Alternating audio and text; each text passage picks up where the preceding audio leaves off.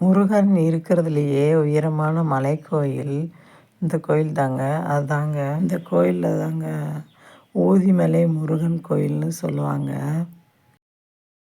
இங்கே 5 முகத்தோடையும் 8 கரங்களோடையும் காட்சி அளிக்கிறாருங்க.